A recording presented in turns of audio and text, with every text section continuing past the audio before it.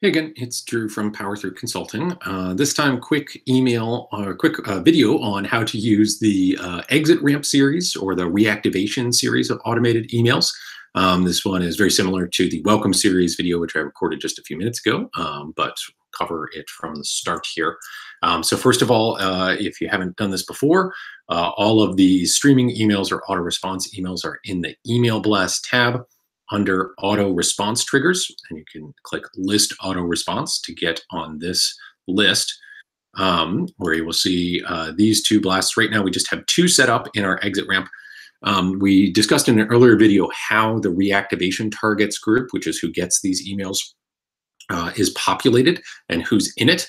And just to remind you that you probably want to come back and update the query that builds the reactivation targets email list maybe every 6 months or so, just so that you're changing the date of recency. Right now it's set to capture people who've been inactive since January 1st, 2017, so a little over 18 months from the minute when I'm recording this video in the summer of 2018.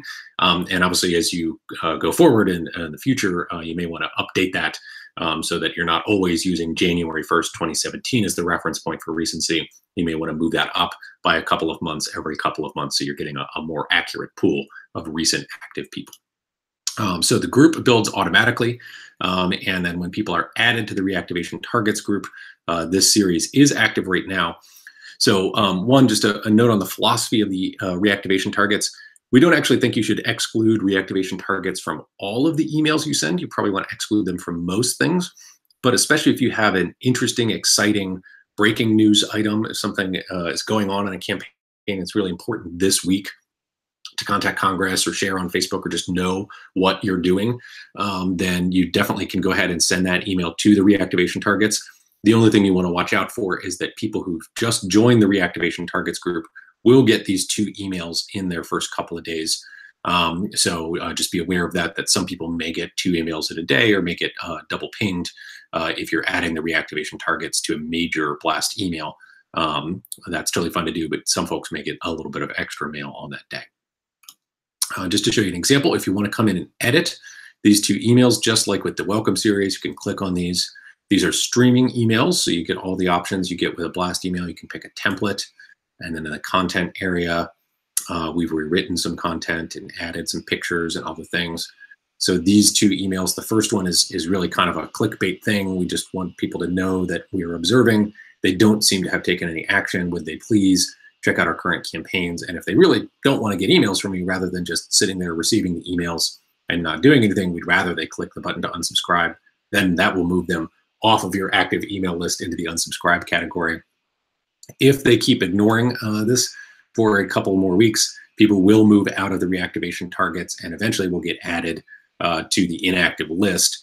That'll also happen automatically if their email bounces or has multiple soft bounces or kind of inboxes full messages coming back to it. But the whole idea of this is just to give people a really easy to click on email. Hopefully what they do is they click to check out your current campaigns or they contact you in some way. And by doing that, even just opening the email or clicking on one of these links, even if they don't take any action from that, that will put them back in the active list because they'll have taken an affirmative action since January 1st, 2017. Or whatever date you designate. And then if they click on subscribe, obviously they will be removed from the email list. So that's, you can come right in here and you can just edit any of this stuff, change the pictures, whatever you want. As always, you want to make sure on your send options, you do have the add to web page button check. That just makes sure to view this email in your browser link works correctly. And then on our stream options, just like the Welcome series, these ones have a time trigger. So the first one is delayed by 24 hours. And I believe the second one is by like 72. Just look.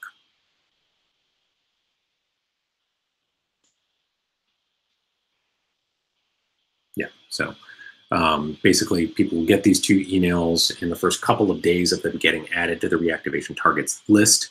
One thing I forgot to show you in the Welcome series, and generally, Welcome series emails, it's interesting to look at the stats, but more important on the exit ramp to try and check that out. Because these are streaming emails, you can see there's a link right over here. And again, you'll get here by coming to the Email Blast tab, list auto responses. And so these ones are active. We've been sending these emails for a little bit. We'll click View Stats. Doesn't look like it has gone out to folks yet because nobody has gotten the new emails. But where you would add, this is where you would see the stats on it. And so far, no takers, no clicks on things, but you'll get info on which links they click as people start to do that, and as these emails roll out. Nobody has unsubscribed either, which is great. And you'll see stats on read and opened, and et cetera, here once these get going.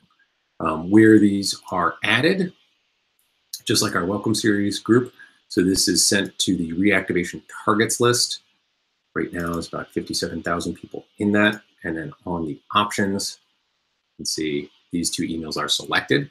So if you decide in the future you want to come back and add a third email, or delete one of these and replace it with an entirely new one, you can come into this auto response triggers, create a new one, set it up as a streaming email, apply the template, do all the normal steps, and then come into this tab for options in the reactivation targets list and add that as a join trigger. And that is basically the reactivation list or the exit ramp emails. Again, the idea of these ones is just to make sure there's some content that goes up that's trying to kind of shake people awake a little bit after they've been inactive on the list for a couple of months, or about 18 months in this case. You can update the targeting or the group later if you want to. And you can come back and check the stats to see what's not working and what is over the next couple of months to try and get an idea of whether or not these are working and which ones might be better to replace. We do suggest changing the second one in particular. This is more of an actual campaign ask. So we usually suggest replacing the content in the second email, again, maybe every 6 months or so. Could be a little bit more once a quarter, or a little bit less frequently than that. But basically what you want to make sure is that whatever's in this number 2 email spot, or if you add more, the number 3 or the number 4 spot, that these are your most compelling, top performing email asks of the last couple of weeks. And the idea there is just, your best emails to get people engaged in the list are probably your best campaign emails. So right now, there's this is set up to be this particular email about the bill in Congress that defends Palestinian children and human rights. And so if there's a better bill, or if this bill gets a vote and is passed, or whatever, there's kind of a new topic, you can come in and change the content in here. And you generally want to keep it updated about every 6 months or so. So that is the streaming emails for the reactivation targets or the exit ramp group. And let us know if you have any questions.